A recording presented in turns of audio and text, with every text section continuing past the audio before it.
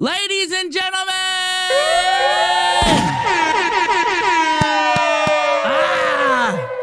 It feels good to be back. Welcome back to another episode of Sipping with Souls, episode 31. I am back on track with keeping up with the episodes. Man, we got a special episode today, y'all.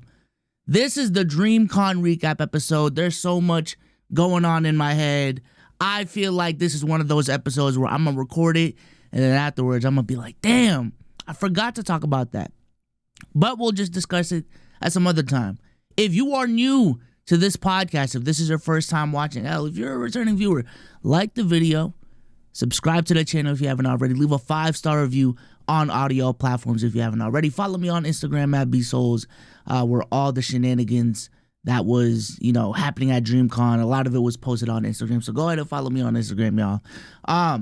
Regardless, in terms of what we're talking about today is DreamCon recap. Okay, a lot happened during DreamCon, both personally and with the pod and with the community and with the streaming culture in general. A lot of conversations to be had about DreamCon, and also Asmongold moving over to Kick. I do want to touch on that at some point during this podcast. But man, where do I start?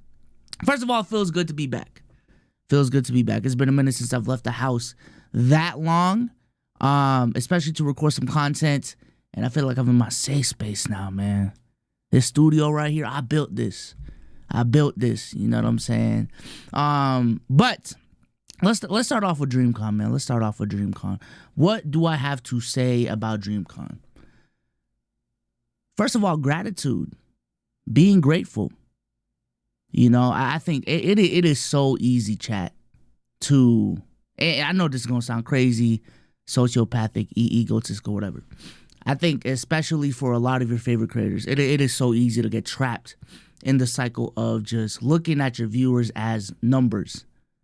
Looking at your viewers as just people on a screen, text on the screen. You know what I'm saying? Even when your favorite streamer is talking to you in chat, at the end of the day, I see one text string going on, another one moving. Like, I just know you as this thing that appears on my screen. But every time I go to DreamCon, every time I go to these creator events, especially at DreamCon, though, because this is the event for my community, for our side of the internet, all of that. This is where I see a lot of y'all. This is where a lot of y'all go to. It is so nice to see faces attached to names. You know what I'm saying?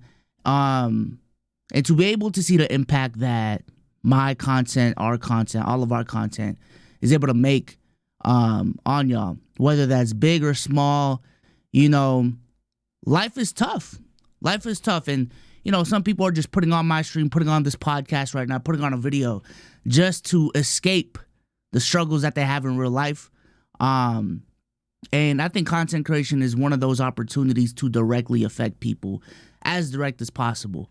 You know what I'm saying? There's a lot of jobs in life where, you're on the back end. People, you don't really get to see the impact that you make on people, and that impact isn't directly attached to you.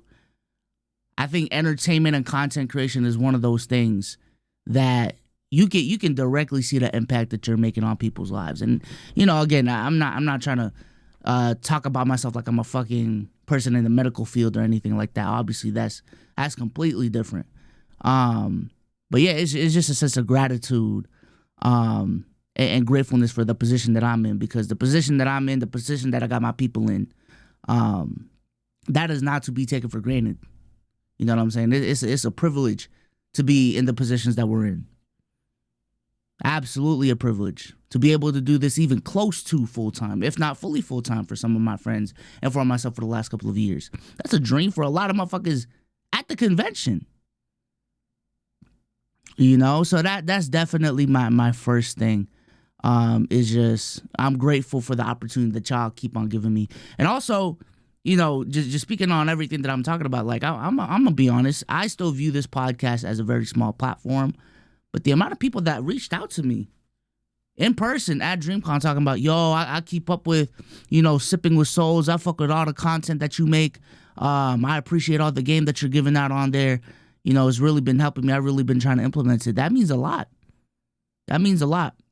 And I think DreamCon as a whole really reinvigorated the drive that I had for this channel specifically because, and you know, with everything going on with Streamer U, the classes that Agent got, everyone just talking about the business of content creation and streaming. Bro, I wish I had a resource like this when I came up. This industry is so gatekeepy. People don't want to break the fourth wall enough, in my opinion. There's so much game to be given out. There's so much bad information going out as well because people already know. There are people that know that there's a big market for a lot of motherfuckers that want to get into streaming, and they give out bad advice. They give out bad advice. So I wish I had a resource like this growing up. I don't want to get too deep here, but and it's going to sound crazy, but as a person who made it on YouTube in 2016, 2017, there were times where I got straight up taken advantage of on the business side of things. Because I was a kid who didn't know what he was doing, didn't have a circle around me, didn't have people to talk to. My parents thought YouTube was a fucking virus. They didn't want me to be on the platform as a whole because they thought it was a fucking internet virus, y'all. This is the era that I come from. So while, yes, you can argue that the market is mad, oversaturated right now, I think a good part about that is the amount of resources that you guys have. The amount of resources that you guys have. And I want to be a good resource for y'all moving forward. And, you know, I want to pay back to essentially what y'all have given me. All of this, even my job right now at Playback, not possible without content creation, not possible with the love that y'all have given me throughout the years. And I'm coming up on year 10. Year 10, bro. Crazy. Real quick, some shout outs that I have for DreamCon. I want to shout out all the creators that I met at DreamCon. All the creators specifically that pulled up to our events. We hosted two events. We hosted a opening weekend party get together. That was Thursday. Shout out to everyone that showed up to the event. I actually have, and this isn't even all of them. I have a clip of everyone that showed up to the Playback stream. And shout out to Playback for sponsoring it. That's a whole different shout out right there. Yeah, shout out to iPod, shout out to Trey, Simba, Real Talk was there. Internet Mikey, well, I'm about to get to Internet Aaron here in a second. Tevin was there, Aim High was there, right? Shout out to Internet Aaron, Cameron. Shout out to Philly on Mars. You know, shout out to all the creators that pulled up that we met at our event on Thursday, and we also had a hoop session on Friday. So shout out to everyone that just pulled up from the creator side of things. Also shout out to the guys, bro. I'm talking about the Let's Keep It a Buck podcast. I'm talking about the production crew. DreamCon weekend, I ain't gonna lie, is a weekend that I look forward to every single year. And I'm really sad that we didn't go last year, but it is what it is. Life is life. You know, it's one of the times where not only can I get together with the community, but I can get together with my guys. These guys are legitimate friends of mine, y'all, that I met through the internet. And I'm gonna be honest, one of the comments that I got about DreamCon weekend, man, I am glad I have made friends on the internet that ain't lame as fuck. Respectfully, man. That ain't no shot at anyone specific. But that's just one of the risks you run into when, you know, you make internet relationships and then DreamCon is the place where you meet at. Bro, you just never know how people really are in real life versus on the internet. What they show you on the internet could be a whole different person. You know what I'm saying? Whole different person. But I am just glad that I'm with some normal people. I know that sounds crazy, but nevertheless. So let's start off with this. Again, there's just a lot of thoughts going into my head. I feel like I'm gonna miss a couple things. Let me start off by just giving y'all a harsh truth about DreamCon. DreamCon is no longer exclusively a nerd convention. It is not exclusively an anime convention anymore. I think RDC is too ingrained with the WRL streaming community as a whole, too ingrained with AMP, FaZe, Rage, all of that as a whole, for this to be considered an anime nerd convention. That's just the reality of the situation. Not everyone there was there for the animes and the cosplays. Okay. Does that mean it's a good thing or a bad thing? It's up to you. But if you're going into this as a nerd who's into nerd shit, there's definitely still a place and space for you. It's still a fun vibe for that. But I'm telling you right now, streaming has become so mainstream. IRL streaming has become so mainstream. But specifically, streaming has become so mainstream that so many people at DreamCon did not give a fuck about Naruto, y'all. Okay? I'm being so serious. A lot of people there view this as a streamer a streamer get together. That's what it is. That's what it is. I would say outside of TwitchCon, this is the biggest streaming event of the year, dedicated to specifically streamer culture. That's just what it is. So it's about level setting what your expectations are for the weekend, but I do think it's important to acknowledge that DreamCon is not an anime convention anymore, exclusively at least, still partially, but that's not it anymore.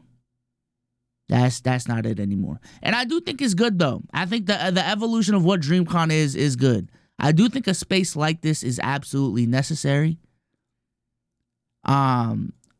And for DreamCon to be that place, that event that is, while being sponsored by Twitch, is, platform neutral in the grand scheme of things, I think it's cool because YouTube was also there as a partner.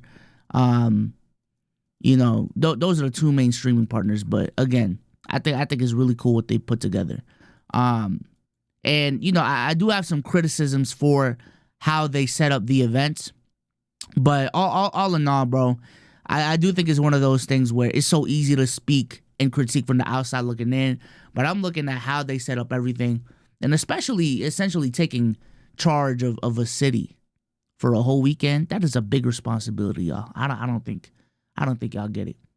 Listen, we were having trouble trying to plan for our one little party on Thursday, and it wasn't no little shit.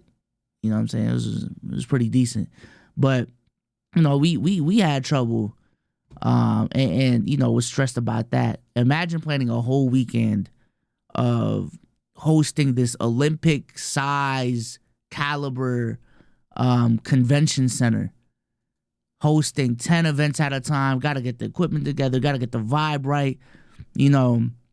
30,000 people in the city to go to your event. Like, it's just, I want to give a round of applause to RDC for putting this together for real. I really do. Because there was a lot of hate sent towards DreamCon. There was a lot of criticism sent towards them, but it's still an amazing feat to be able to pull this event. And for a majority of people to have a good time. I still think if we were to poll everyone that went to DreamCon, a lot of people still had a fantastic time. Now, for my criticisms, though. That badge system gotta go, bro. I'm sorry, bro. That badge system, I don't even, the tiers and stuff, that's not the problem. The execution, the implementation of how to get badges gotta go. For those who don't know, this is the process of getting a badge for DreamCon, right? They set drops throughout the year. I think it's like 3-4 times. They set drops. You buy the badge that you want. You get confirmation. You get a PDF, all of that shortly after. Cool. Pretty standard. However, at the event, you have to pick up your badge before you can get to the convention. And that whole picking up your badge process is a whole separate process before getting into the convention. This has been the case ever since I've gone in 23, and it's the case this year. You have to pick it up at a hotel. You know, they got a whole section over there of a bunch of volunteers trying to get people their badges and all of that. And once you get your badge, once you get your lanyard or whatever, that's when you got to go to the convention center. Right? However, we are in Houston, hot-ass Texas. Okay? It's 20,000, 30,000 people trying to get their badge. When I tell you there were so many people trying to get their badge, mind you, the place to get your badge is on the second floor of this hotel. They had to block off the escalator because the amount of people at that second floor was too much that it became a safety hazard. And mind you, this escalator is like right next to the door. So naturally, with the amount of people, they had people lining up outside the door, around the building. Mind you, this was the case in 23 too. In hot-ass Houston, again, I need to emphasize, in the hot-ass Houston, we got to come up with a better system, y'all. We got to come up with a better system. And maybe I just haven't gone to other conventions enough. Maybe this is the norm. But then I found this tweet right here from Rob J. I don't know who he is. I just seen him on the timeline. I just don't understand why DreamCon can't just mail us our badges. I really hope that they have that option next year. Literally every other convention I know lets you get the badge in the mail. Right? So, apparently in other conventions, they allow you to, or they allow, but they mail the badges to you so that when you show up to the event, you got your badge. I think that's a fantastic option. And I also think if y'all are so keen on this like ID verification system, I'm telling you, I know people that did it. Once you get that badge, that is a free pass you can give to anyone and everyone. Well, not everyone, but let's say day one, I get the badge. That's what I used to get in. Day two, I don't feel like going. I could just toss it to someone who didn't even buy a badge, and they can get into convention. No one's really checking them. So just for me, my recommendation, and again, if I'm just not seeing something here, let me know. If this is a bad idea, let me know. I do not see why next year, one, why y'all can't mail our badges in advance. Two, why can't we go with a digital QR code system like any other event?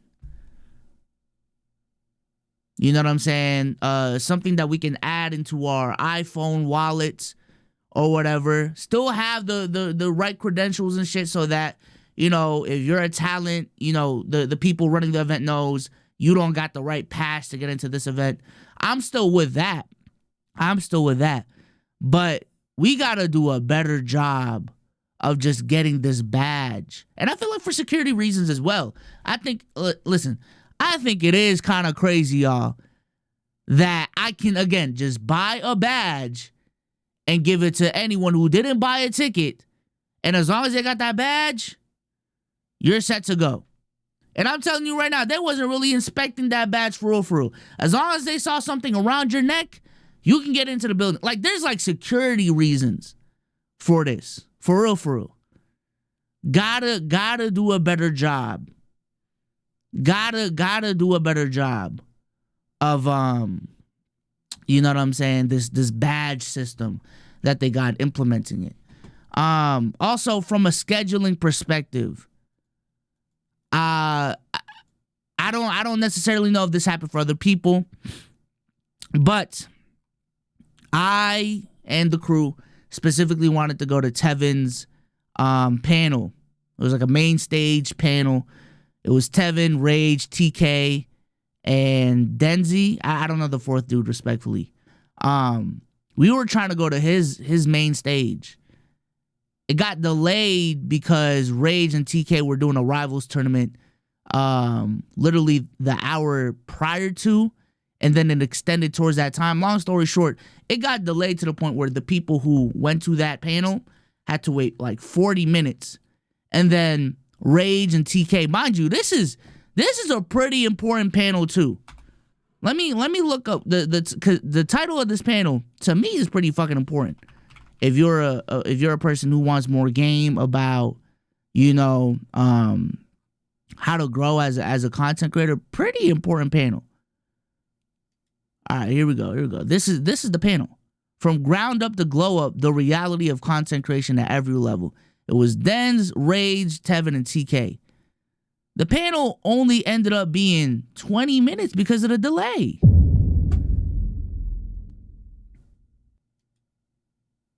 You know what I'm saying? And I don't know, because mind you, this is a main stage thing. I don't know how they did about providing for like the small panels as well. Because for those who don't know, in 23, we technically had a panel. Let's keep it a buck. We were on the schedule for this time. You show up at this place. Let's keep it a buck is doing a live podcast.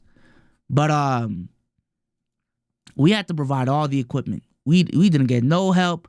They essentially shoved us into a corner of the center and just let us rock. We got to do a better job of managing these events somehow, some way. I ain't gonna lie. There's some improvements to be made here, y'all. But again, all in all, still a great weekend. Still a fantastic weekend. Still had a lot of fun. It doubled up as my bachelor party / weekend as well. So again, just being with the bros. Brought my guy Tim over, my IRL best friend, my best man Tim over. So it was nice for him to meet the pod crew and all of that. And everyone got along well. A lot of stories to be told, because we've been milking the stories from the last DreamCon for 2 years now. I'm glad we have restocked on stories. I am really, really glad we have restocked on stories, y'all. All right. But some other things to get into, DreamCon related.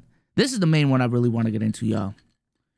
There is a clip farming epidemic right now. I'ma just say it, bro.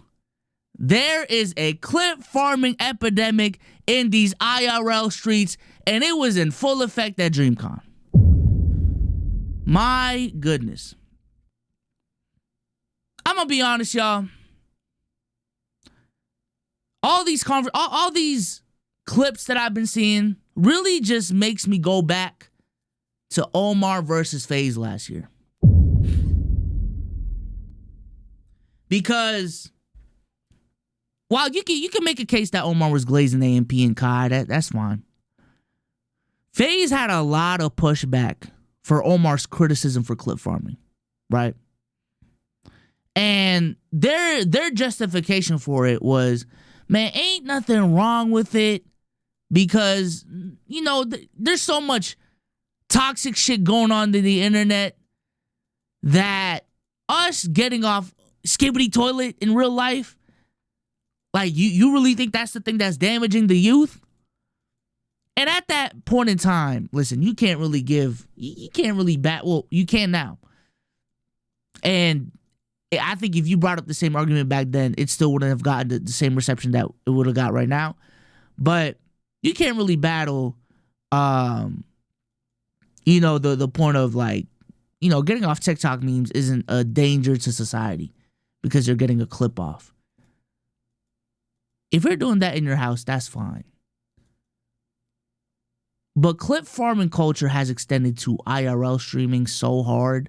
And clip farming is one of those things that's been so normalized now that, again, when you get a lot of streamers in the same building, now that streaming is mainstream and everyone wants to be a streamer, everyone wants to get their clip of the day, their clip of the week, or whatever they think is going to do for them. Bro, I'm telling you, it starts off with skippity toilet in real life. It starts off with a, something harmless.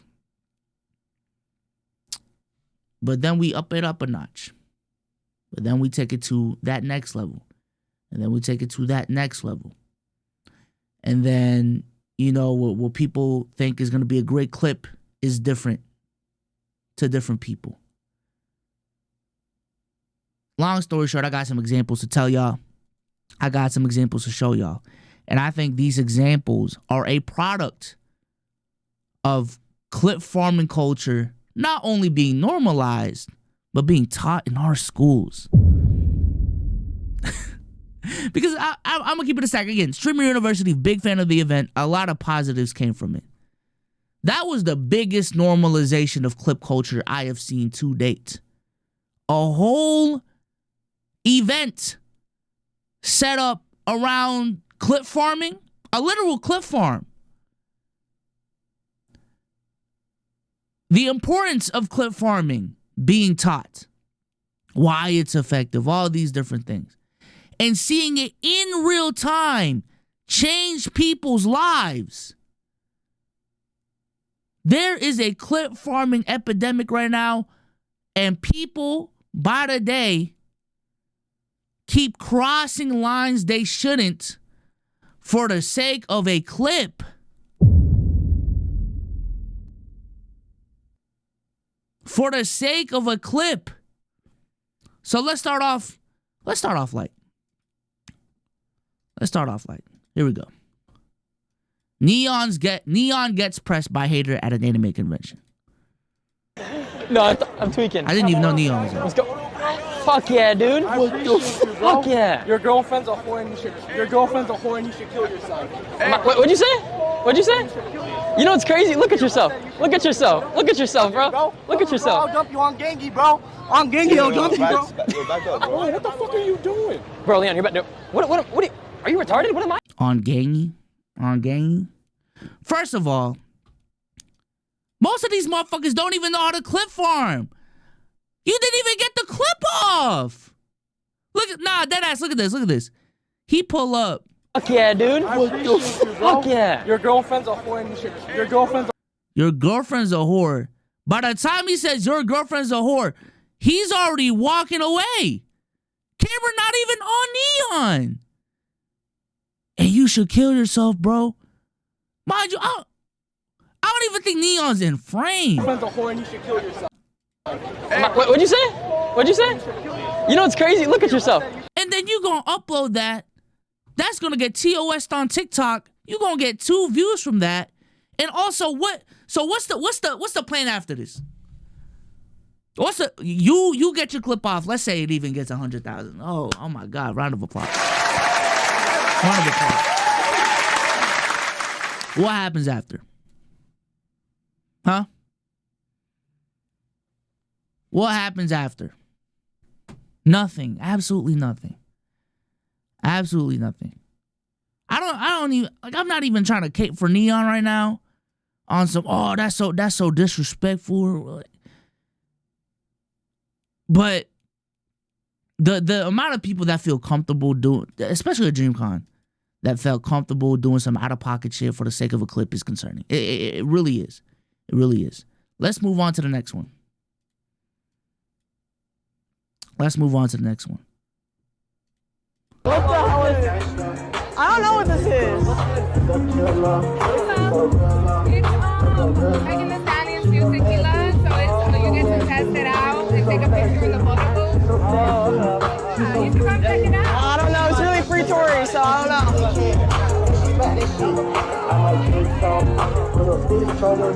I said it's free Tory. It's for Megan Thee Stallion. I'm good. We signed with my man's Tory. Is that again, chat? Oh my God! Is that the clip farm? Why, yo? If y'all gonna clip farm, don't be backing away, chat. Don't be backing away while you try to get the clip off, y'all. Hey, if you gonna clip farm, really be about it. That's my thing.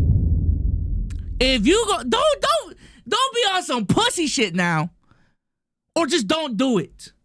If you gonna be on some pussy shit, don't do it. And you know what's disappointing? I ain't gonna lie. Out of all the people at Streamer University, I really fuck with Snow Cone. This a L clip right here, bro. L clip. You was pussy about it too. You tried to whisper, it's Tori around here though. And then she keeps walking backwards. It's really free Tori around here. Mind you, the context of, first of all, the whole situation is crazy. But the context of Megan Thee Stallion being at DreamCon and how much flack DreamCon got for that. Now you got streamers doing corny shit like this. Man, what are we doing? What are we doing?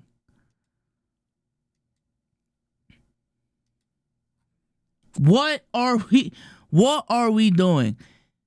And this is the biggest example of this past weekend that really made some noise. I can't even play the full video because it will be YouTube TOS. But essentially, someone walks up to Dub, DDG's brother. Or he might have walked, no. Bro walked up to DDG and called him doo-doo garbage in his face. Oh my God. And then Dub, DDG's brother and his cameraman, essentially jumped the dude.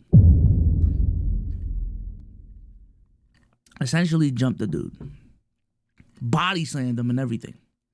And apparently it's gotten so crazy that bro is planning to sue or take legal action against Dub for this. We can actually watch this. DDG said it's a skit. Like, is that true? Man, that ain't no skit. I got banned from the event. I can't go back now, and I'm not sure if I can go back next year, which I hope I can. You know, I spent a lot of money coming over here, trying to have fun with my people. And I'm not sure if he got banned from the event, which I assume he did, because that goes with his people. But I gotta let you know now. I gotta take legal action against him or his brother, somebody out here. That's unacceptable for real. They done broke my chain. I'm banned from the event. I'm over here. Glass is gone. I ain't got the glasses no more. The glasses made my whole fit. Come on. So why did you call him doo-doo garbage? Like, why did you say that? I thought it was all jokes. I never seen DDG react like that in the past. Never seen him tell anybody go do something to anybody else. So I'm thinking it's all good. It's all cool. I seen him throw some gloves to some people that said it to his face a few times. You know, even if he did that, I would just been like, hey, my fault, man. Whatever, went along my way. But he didn't want to do that. So, this is always the problem that I've had with clip farming. It's this culture of just let everything fly for the sake of content because we're just making content. And when you normalize that for yourself, the people around you will take that as a green light to just do anything and everything to you because we're just making content. And for the enablers as well, y'all are a part of this problem that we're talking about right now. When that becomes the culture, when that becomes the norm, people will either cross lines that they didn't know were there, or you might find yourself knowing what your line is afterwards when you get mad that someone crossed your line. But from the other side, the people who got the clip off, and this even goes back to the agent stuff from Streamer U, I thought we was doing content. I thought we was just clip farming. I can't get a clip off. So y'all can get y'all clips off, but I can get mine. I can't get mine off. This is the mentality that everyone is walking around with. Mind you, this situation is someone that, like, you know, knows the content, knows the game, right? But if we go back to this snow cone, the snow cone clip, and this is the problem with clip farming when you're interacting with people who do not know content. That's when you really get dangerous because now you're starting to cross lines that people don't even know what the fuck you're doing. They don't want to get involved with what you're doing. You know what I'm saying? Those people are there to they're getting paid to represent Meg Thee Stallion's tequila brand, to get people into the door, and that's all they're there for. They're not here for your lame ass clip. They're not here to bullshit with you. They're just there to do their fucking job. But you over here trying to get this lame ass clip off. What are we doing? What are we doing? And also, how sustainable is this? How sustainable is it? Like, is this gonna be your bag? Is just to be a menace? Because we've seen that already with Neon, with Fusi. Like, we already got use cases in recent years in, after the streaming boom of people clip farming to the extreme. All of them regret it. All of them regret it. All of them are trying to pivot back to normie content. All of them. So this edgelord shit y'all getting off, this rage-based shit y'all getting off, this is not it. This is absolutely 100% not it. And ultimately, y'all will, and I think Agent said this with the DDG clip. Y'all gonna be this moment that people forget about, especially with how fast DreamCon's going. So many clips happening at the same time, so many streamers happening at the same time. It's literally 15 seconds of fame. And now you just got your ass beat. You're banned from the convention that you spent a shit ton of money going. Like, was it really worth it? That's my thing. Was it really worth it to get that clip off? You know what I'm saying? And that's a problem with clip farm culture in general, is that there's not even a strategy to the clip. Like, when you just promote it in general, I feel like there's not even a strategy to the clip farm at this point. You know what I'm saying? It's just become mindless. It's just become this, like, oh, I just got to do it. This is what we doing. No. And also, y'all really gotta expand y'all brains in terms of just thinking clip farming just has to be some out-of-pocket shit. There's so many innocent ways to clip farm that is non-problematic. For example, I want to shout out friend of the show, TSO Sage. He had this idea to go around Dream. Oh, I don't know who put it. Maybe it was River, maybe whoever it is, the crew in the back. He walked around DreamCon with a board. It was a IRL Dragon Ball tier list. The shit had a Velcro on it, all of that. The cards had Velcro on it. You stick it on, you get your takeoff. Bro, get your takeoff. Clip farm that. That's a smart way to clip farm. You know what I'm saying? Get your. There's an ethical way to clip farm. That's ultimately what I'm saying. There is absolutely, positively an ethical way to clip farm, and y'all need to know that. Y'all need to realize that, because it'll be for the better. It'll be for the better. And again, y'all are ultimately gonna regret. It's not even a regret thing. A lot of the clip farms that y'all getting off, I just don't think it's gonna amount to anything. It's just not. Y'all just looking stupid out there. You know what I'm saying? So let me segue into this then. Let me get my tip of the week off. Bro. And this honestly relates to everything that I've been saying already. But my goodness. Plan. Brainstorm. Content creators are so used to just winging shit. And this is the problem. This is what makes content creation hard. There's a lot of self-discipline involved in content creation. It is so easy to just wake up every single day and just think of shit on the fly, on the spot. And sometimes it works out, sometimes it doesn't. And I will even say, even for Let's Keep It a Buck, and we planned a decent amount of this weekend off, I still think we could have planned the content much better. Because from a video perspective, we really didn't capture much content. I'm going to be honest. Pictures, fire though. A lot of fire pictures from this past weekend. The actual planning of like what we're doing, I think that was fine. But in terms of content planning, we did a poor job. But we also had that's some other shit. That's some other shit. But nevertheless, I say this because throughout this weekend, and whether that's with the clip farming situation or just people in general, too many creators looked lost out there. Too many creators, and this is the problem with streaming. The barrier to entry is too low sometimes. There's no plan. There's no vision. There's no strategy into what y'all are doing. Because what IRL streaming has done is normalized just pulling up to shit with your phones like this. As long as you're streaming, as long as everything's being captured to y'all, that's y'all creating content. But even as streamer this was the problem. This was the problem.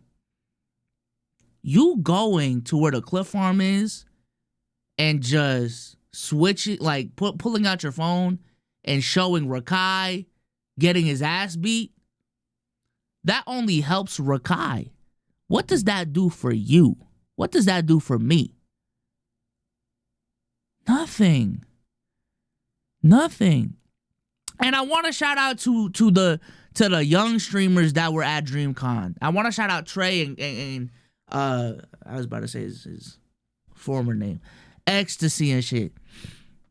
Cause we saw them, and there were some streamers that knew the game, and I really wish that they got what they wanted out of DreamCon.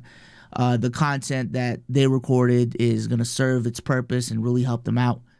But there were people that were planning out segments. You know what I'm saying? We going to DreamCon to shoot this. We going to DreamCon to shoot that. We going here to do this.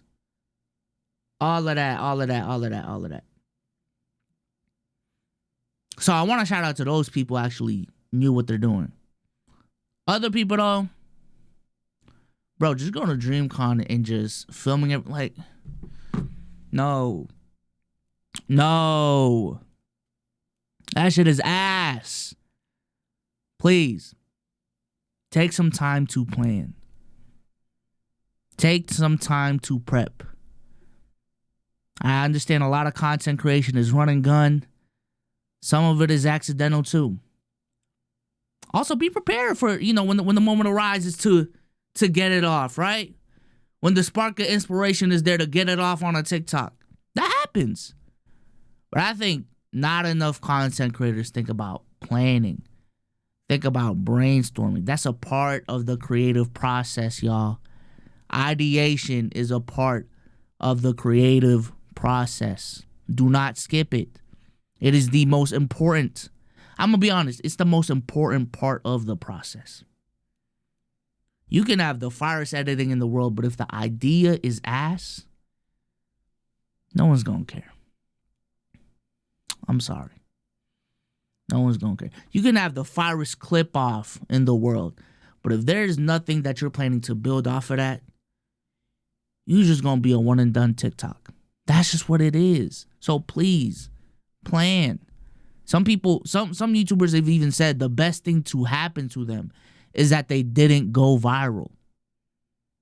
And I'm talking about Marquez Brownlee right now. Arguably the biggest tech YouTuber of all time.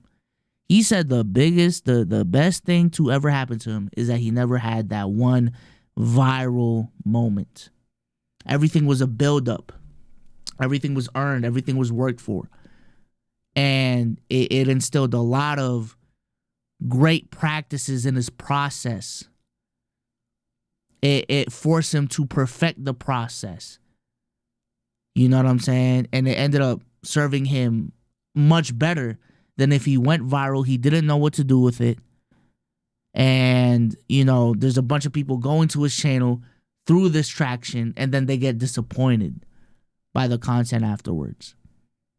And then by that point, they've already left Every time they see you, they got a negative connotation to your shit. So please, please, please, plan, bro. Plan. Can't say it enough. Okay. Next thing that I want to talk about. I know this weekend was a lot about Twitch. I know this weekend was a lot about the WL community. But a pretty big announcement, actually, was announced yesterday. Asmongold is now streaming on Kick. Now, I will say this. I did not know Asmongold was as big as he was. Pause. But Asmongold, let me pull up his Twitch tracker. Is someone even made the claim that he's like the biggest streamer in the world. Like that's how big his platform is. We're looking at a person with, what is this, roughly 3-4 million followers. You know what I'm saying? We're looking at concurrence of, on average, 50,000. Right? Oh, this is 2023. I think he has a new channel now. I don't know what it's called, but I'm pretty sure he's still pulling these same numbers. Like, Asmongold is one of the biggest streamers in the world. He's also one of the dirtiest streamers in the world. But he has decided to switch over to Kick. Now, what makes this move very different is that he actually was not signed by Kick. He was not given a deal. He was not given a minimum guarantee deal. None of that. The only deal he has with Kick is through the Kick partner incentive program that they got, which is available to everyone en masse as long as you apply for it. And this is not you gonna get $10 million a year just to stream on Kick, right? This is not one of those deals. So he's going to Kick. And his plan is to multi-stream to Kick from Twitch. I think this is a very big deal. And I also think it's just a marker of Kick's success. I know that's crazy because I have been down on Kick a lot. But I will say this. Ever since that time Aiden threatened to really leave Kick happened, Kick has been making a decent amount of improvements to their platform that have gone under my radar. But now that I've been paying more attention, I really do got to give them their respect. I really do. I think, one, their discoverability is completely different from Twitch now. Specifically how they lay out their homepage on mobile, completely different, right? In terms of monetization, completely different model. And you can say it's not sustainable all you want. If it's going to be it's been sustainable for what? 2-3 years now? If it's sustainable for another 4 to 5 years, brother, that's enough of a runway for you to really get your shit off on Kick. And then if shit fails, by that point you either got a regular job or you're just gonna go to the you have a platform big enough so that if Kick just falls off tomorrow, you're just gonna go to the next platform.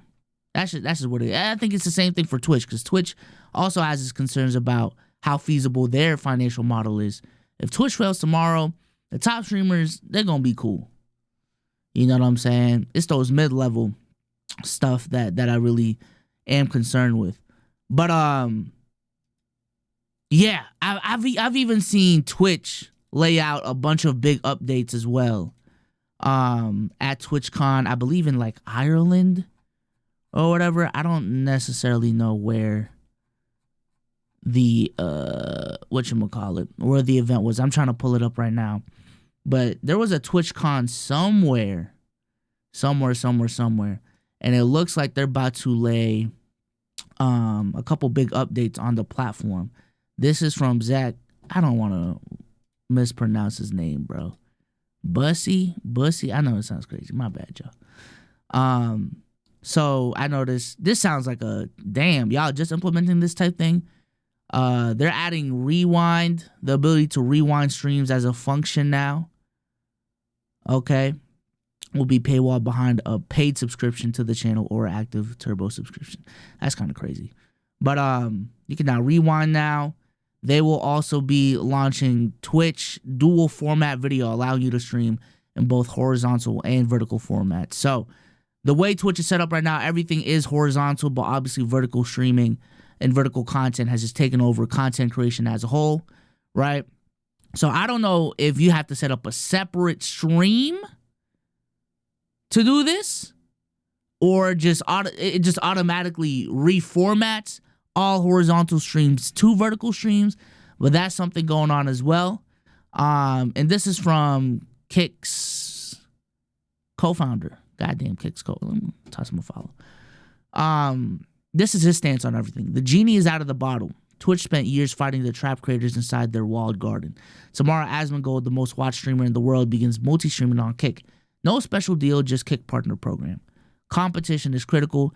It forces platforms to rethink everything from unfair bans, revenue splits, and ridiculous speech restrictions. We're proud to bring real competition to streaming through KPP. Creators and viewers will be the real winners in this era. I am glad. I am really, really glad. Even if Kick fails, right? That all these platforms are competing against each other. And I think this is more beneficial to the creators than even when YouTube and Facebook were in the game. Because for those who don't know, the streaming wars have been going on for a minute now. Twitch has always been in that war because they were first to market. But before Kick, before Rumble, YouTube and Facebook were the ones spending a lot of money to buy out creators. Right? Valkyrie, a bunch of those 100 Thieves people got YouTube deals. Right? Creators like Corinna, got a deal on Facebook. I think Agent got a streaming deal on Facebook. You know what I'm saying? But now, we're in this era where the streaming wars involve streaming platforms made for streaming. That's how mainstream streaming has gotten. And I think ultimately who's going to win is the creator, as Bijan is saying right here. You know what I'm saying? I think Twitch is kind of... Think about it in 2K terms. Twitch was like 2K for the longest. No real comp. You know, the other games competing with it were... They had like streaming as a side feature, right? Like a side mission. It wasn't really the main mission. But best believe, if there ever came a game that was right here to directly compete with 2K, it's going to push 2K, right? No one's just pushing 2K right now. That's a whole different conversation. I'm going to bring it back to streaming. For a minute, no one was really pushing on Twitch. But now that there's real comp, the creator and the viewers are going to win. And I even think it's not even just a let's push Twitch to get better. I think the competition that Twitch is bringing to the table push Kick to get better. Because I'm being so serious. When Aiden threatened to leave the platform, I really think Kick had to, like, you know what I'm saying, really tee up. Like, yo, what the fuck? Like, how invested are we really into this shit? And ever since then, they have launched a bunch of product features.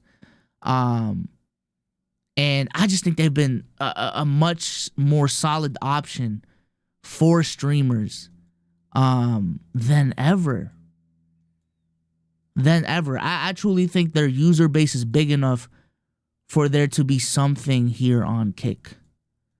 Depending on, and I don't even think it's just for edgy streamers.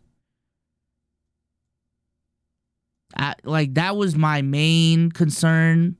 Was like, okay, if your content is so edgy, okay, go on Kick.